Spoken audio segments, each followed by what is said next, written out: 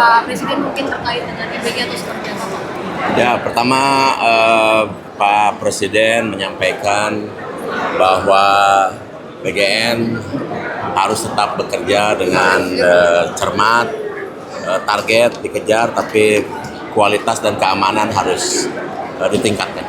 Itu arahan Pak Presiden, dan saya kira alhamdulillah sampai hari ini MBG sudah membentuk 22.275 SPPG dan sudah bisa melayani 60.700.000. Dan kita akan tingkatkan terus. Tahun ini kita akan segera bentuk tim akreditasi sertifikasi agar seluruh SPPG memiliki kualifikasi yang baik, dan kita nanti akan gradasi dan kita petakan mana SPPG yang unggul atau bernilai A, kemudian SPPG yang sangat baik atau nilai B, dan juga SPPG yang nilai baik atau C, dan mungkin ada SPPG yang harus berjuang untuk bisa terus melanjutkan kegiatannya. Dan saya kira langkah kita di tahun ini akan menuju ke peningkatan kualitas, dan tentu saja juga akan melakukan tambahan edukasi di mana penerima manfaat tidak hanya mendapatkan intervensi pemenuhan gizi, tapi juga akan mendapatkan edukasi terkait dengan pemilihan makanan yang sehat. Saya kira itu program kita tahun 2026. Pak Dadan, ada tanggapan nggak terkait dengan SPPG yang ada di Kudus ini, kan katanya ada keracunan, mungkin bisa ada tanggapan? Ya, pertama saya sebagai Kepala Badan Gizi Nasional meminta maaf kepada penerima manfaat yang mengalami kejadian yang kurang menyenangkan, dan kami sudah melakukan investigasi, analisis untuk beberapa SPPG yang mengalami kejadian, dan saya melihat ada SPPG yang akan kita berikan lampu kuning ya, atau kartu kuning karena menyalahi prosedur yang lebih berat.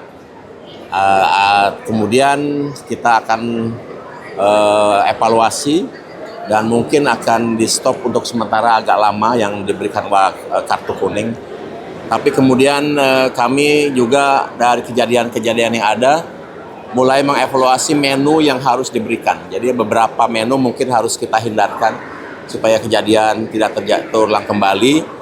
Dan saya kira kami akan membuat edaran supaya program makan bergizi bisa berjalan lebih aman. Terkait SOP masaknya itu seperti apa Pak? Mungkin kan karena bisa terjadi. Ya, untuk yang kita beri kartu kuning itu karena dia mengambil bahan baku jadi dari luar sehingga tidak terawasi cara masaknya, dan kita akan berikan peringatan cukup keras untuk hal tersebut. Nah, kemudian untuk beberapa SPPG sekarang kita akan umumkan beberapa menu yang harus dihindari, terutama karena ketika menu itu dikonsumsi aman untuk kelompok kecil, ketika menjadi kelompok besar itu harus dengan quality control yang lebih saksama supaya tidak terbentuk zat-zat yang berbahaya, seperti misalnya di Kudus itu rupanya kan kandungan nitrit yang tinggi yang menyebabkan penerima manfaat mengalami kesakitan. Saya kira itu. Makasih ya. Pak Presiden tadi dari White House sama Rockefeller Institute mau mempelajari MBG. Ini ada komunikasi sama BGN nggak sih, dan apa sih yang mereka pengen tahu Pak? Ya, sebetulnya ketika dari Rockefeller Foundation itu datang, kan saya diminta Pak Presiden untuk menemani makan malam, dan yang bersangkutan berbincang langsung juga dengan Pak Presiden termasuk kami, dan memang mereka menilai bahwa apa yang dilakukan oleh Indonesia termasuk dengan metode yang baru pertama kali dilakukan di dunia gitu, di mana pelaksanaan MBG bisa melibatkan demikian banyak mitra dan bisa berjalan demikian cepat, dan saya kira itu menjadi kajian yang cukup menarik untuk mereka. Mereka akan melihat SPPG langsung atau? Yang jelas memang kita sekarang dipantau, terutama dengan program ini kan terlihat ya bahwa selain kita melakukan intervensi pemenuhan gizi, tapi juga ekonomi di masyarakat bergerak kencang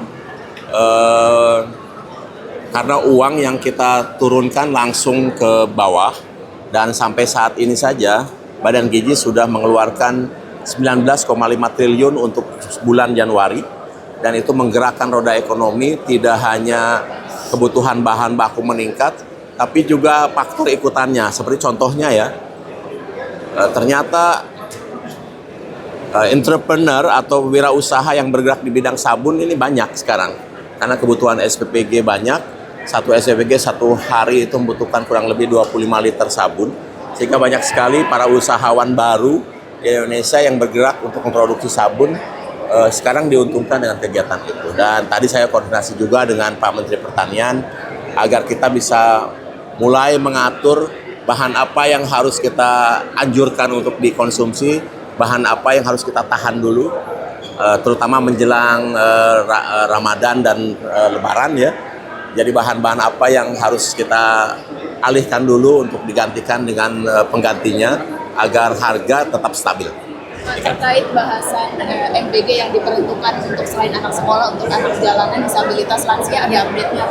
Ya begini, makan begini ini sudah menyasar ibu hamil, ibu menyusui, anak balita, dan seluruh anak sekolah sampai usia 18 tahun, dan juga seluruh anak putus sekolah atau yang berhenti sekolah sampai usia 18, kaum disabilitas.